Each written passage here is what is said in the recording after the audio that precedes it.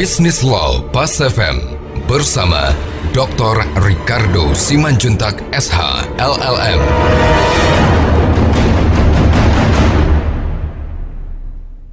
Mitra bisnis, ada satu benda atau hak milik, katakanlah dari debitur, kapal, ya, alat transportasi. Kalau kita lihat ketika bank telah menerima jaminan kebendaan tadi, maka memang ini menjadi satu hal yang memberikan satu pengertian yang ada, memberikan satu catatan khusus. Kenapa? Karena walaupun kapal yang berbobot minimum gross tonnage 7 tadi, terkecil tadi, mungkin ya kalau 7 itu mungkin kapal nelayan lah ya. Kalau kita lihat kapal sekarang gross tonnage bisa 500, bisa 5.000 gitu, yang besar-besar, bobot besar gitu.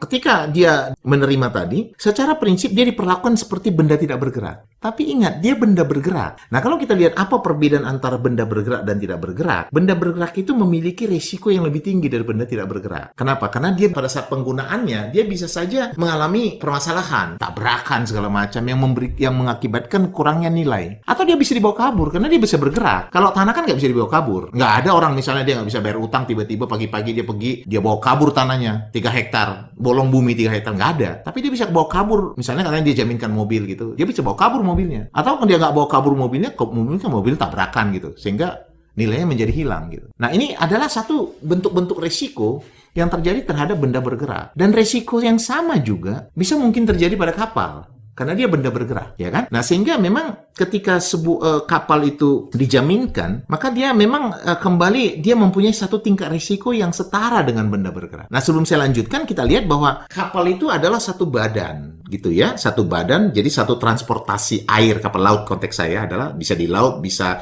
di perairan ini kepulauan gitu, ya.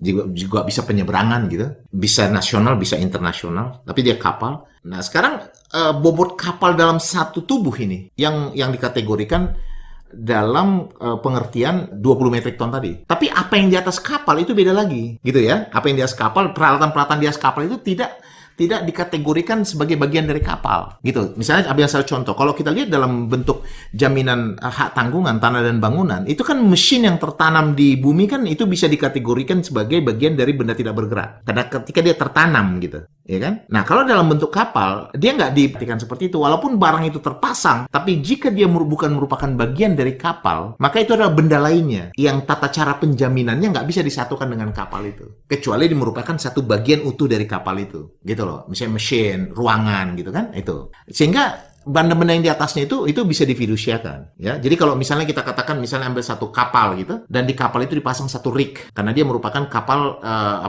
dia alat transportasi yang digunakan untuk misalnya pengeboran gitu. Nah, jadi ada rig, ada kapal. Nah, rignya itu fidusia, walaupun terpasang di kapal. Kapalnya dengan bobot tadi dia hipotek gitu, ya. Nah, sekarang kalau kita lihat ketika kapal tadi bergerak, memang kesulitannya adalah selain dari kepastian tentang nilai, juga kepastian tentang proses eksekusi, gitu loh. Kenapa? Karena barang itu kan bergerak, gitu. Jadi kalau kita lihat, misalnya kapal itu, kecuali kalau dia masuk dock gitu, maka prosesnya kan bergerak terus. Jadi dia paling loading, unloading 7 hari gitu. Nah, kalau misalnya terjadi satu langkah proses eksekusi, maka kan dia sangat berhubungan di mana dia ada. Dan ini akan berhubungan dengan pengadilan setempat gitu. Nah, dalam ketentuan hukum Indonesia, secara hukum acara, kita memang tidak mengenal yang disebut dengan arrest of vessel. Kita nggak mengenal penahanan kapal, tidak. Kita mengenal yang disebut dengan sita jaminan, gitu. Sita jaminan. Konservator Beslah. Nah, kita mengenal sita jaminan. Nah, mekanisme sita jaminan dalam proses hukum acara di Indonesia itu tidak bisa dilakukan sebelum persidangan. Nah, kalau di negara lain itu bisa. Itu yang disebut dengan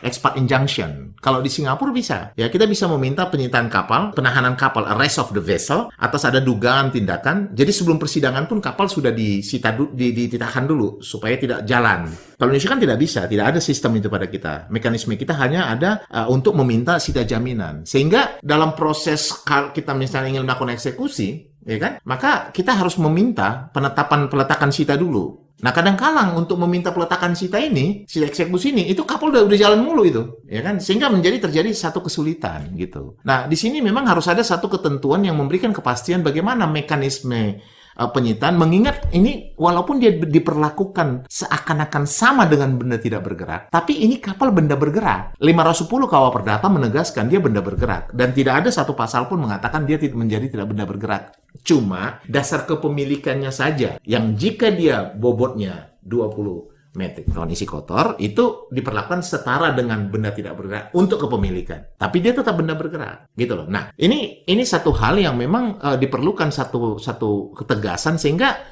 dalam proses untuk melakukan sita, ya, baik sita jaminan maupun sita eksekusi, ini proses sifat kapal yang bergerak ini tidak akan menjadi satu handicap dalam proses bank untuk melakukan eksekusi. Mitra bisnis, demikian perbincangan kita hari ini. Saya Ricardo Simanjuntak untuk Business Law Pas FM.